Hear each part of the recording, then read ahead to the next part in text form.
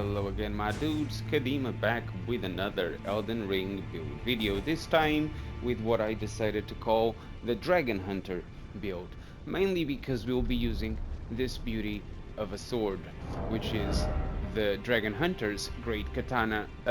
This one scales strength C and dex C as a requirement of 15 strength, 20 dexterity. Because of the scaling being CC on both strength and dexterity, I decided to go with the quality build. There are other weapons out there who are pretty much just as good, but the reason why I decided to go with this one is because the weapon art, or the Ashes of War, can actually one-shot people in PvP, as I just recently discovered. On top of that, it's quite a good weapon in general. It causes blood loss, not in significant amounts, to be honest. It only has a blood loss buildup of 55, which is not great. But eventually you will get enemies to bleed if you hit them hard enough. I don't even hit them that much, to be honest, because normal mobs just get one shot, two shots, and bosses just melt quite quickly as well, and the bleed doesn't even get to happen much. On top of this weapon, and this is mainly for the PvP side of things, I like to keep a quality main gotch just for the parries and for the occasional poke, and a Smith script shield, which is known as the Captain American shield. The reason why I like to keep this shield is mainly to interrupt casters or people just spamming stuff from a distance.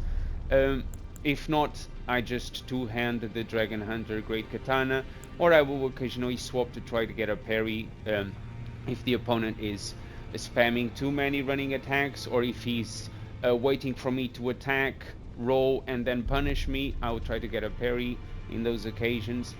When it comes for the equipment, the Rakshasa, it's a common theme on my channel. I actually like the equipment for what it does. It increases damage dealt as well as damage taken, but to be honest, it does look cool, and I think it matches the weapon theme as well, because they got the same kind of red to both of them. So yeah, it had to be done, so it is done. For the talismans, I'm using the Earth Tree's Favor +2, Godfrey Icon, and I'm gonna go back to this in a minute, Shard of Alexander, and two-handed sword talisman. Now, the weapon art of this weapon consists of two things. You can just press L2 and it does kind of a jumping attack that slashes through the air, but you can actually charge this, and when you do, it releases a shockwave that causes an extreme amount of damage. And the reason why that shockwave causes an extreme amount of damage is because it is classed as a charged attack, a charged skill. So the Godfrey Icon is going to kick in as well. The Shard of Alexander is going to kick in into that attack. And of course, you are two-handing the weapon, so this is going to kick in that attack as well. If you check the damage, it only has 812 when two-handed. It's not massive, and this happens when having both 50 in strength and dexterity. The rest of the requirements are mainly for the character. 55 vigor, 16 mind, just so you have enough FPs to use this skill at least 3 or 4 times, maybe more. Endurance 30, just so you can get the equipment and have enough stamina for your attacks. Strength and dexterity at 50, just like I said. Intelligence and faith are at 11, simply because it's a requirement of the shield, and that's the only reason why those are at 11. Now, the weapon itself, as I said, is quite a nice move set. The running R1 is an actually thrust attack. The running R2, it's a slash, a heavy slash. It's got a bit of a delay. It's nice for roll catching. You can just pretend that you're going for it and then punish the roll. It's very useful. The jumping R1, it's a slash, and the jumping R2, it's a smash. The weapon itself, as I said, I recommend you have it two-handed, but if you are having the shield, the R1s are normal slashes, the R2 are just heavier versions of the slashes side to side. The jumping R1 it's a slash, and the jumping R2 it's a smash, just the same.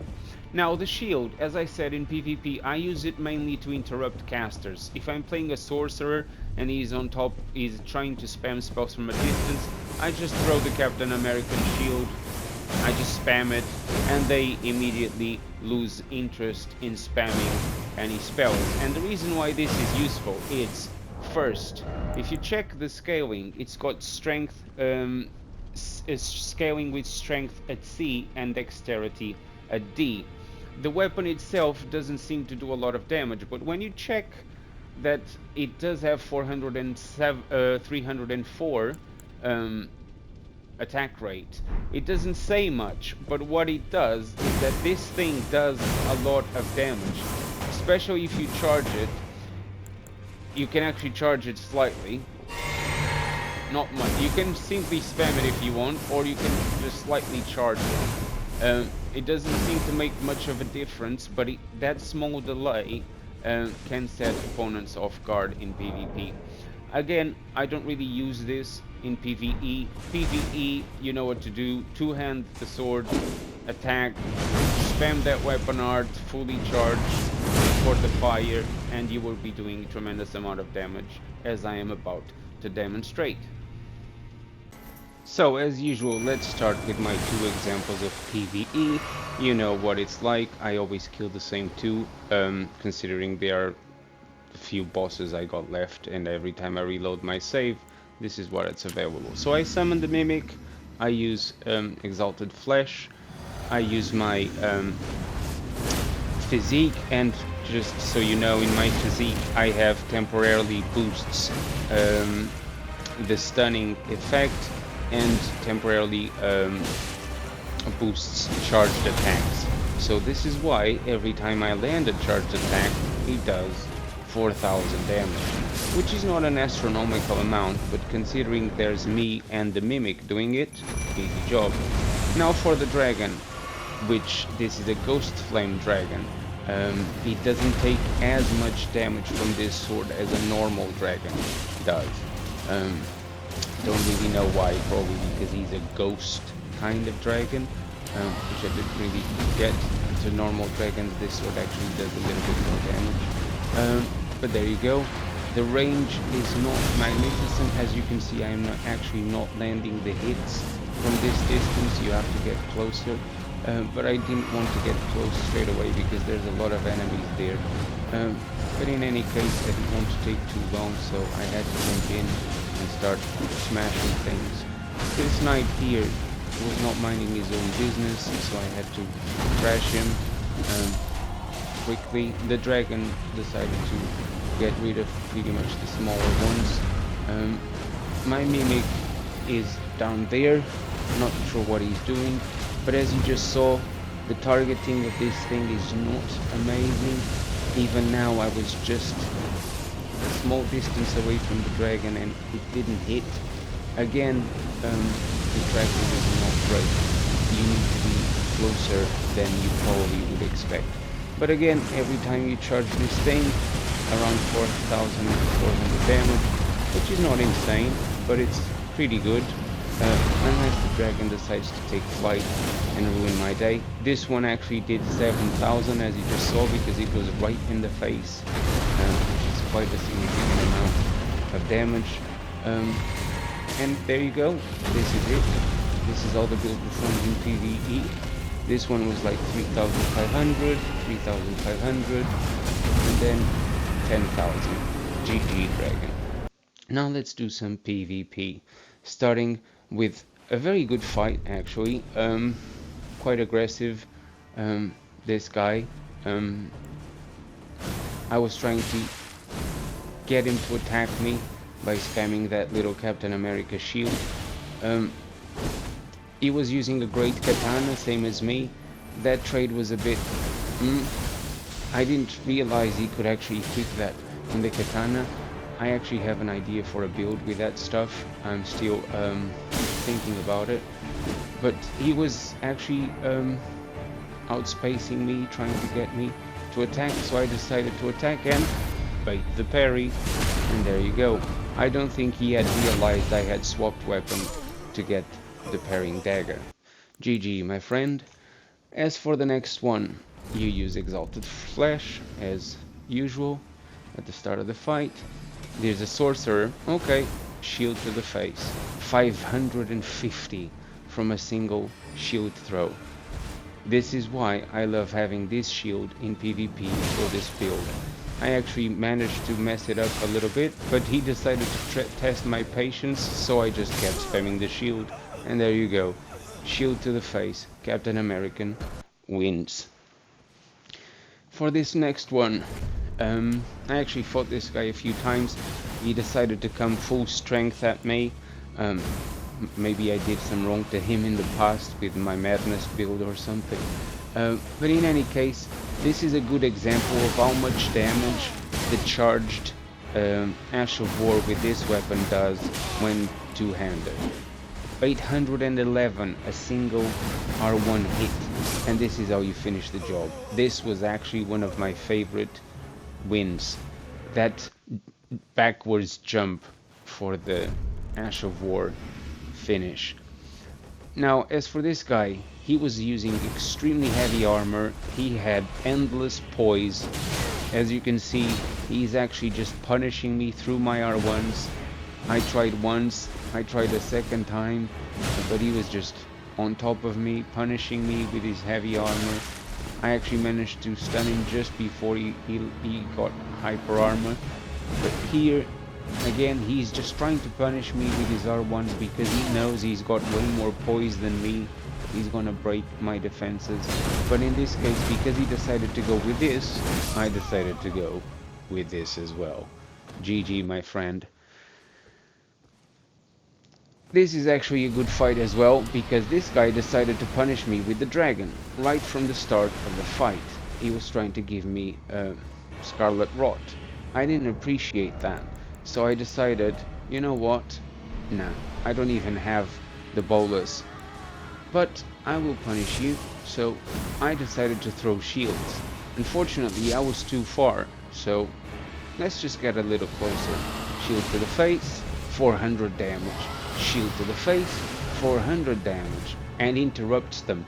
And that's what I really care about, is to interrupt them. He was trying to heal twice, and it just didn't end well, so I had to teabag him. GG. In this next fight, again, don't forget the Exalted Flesh. I realized this guy was using the Mesmer Spear, which does have an absolutely amazing Ashes of War. You have to be careful.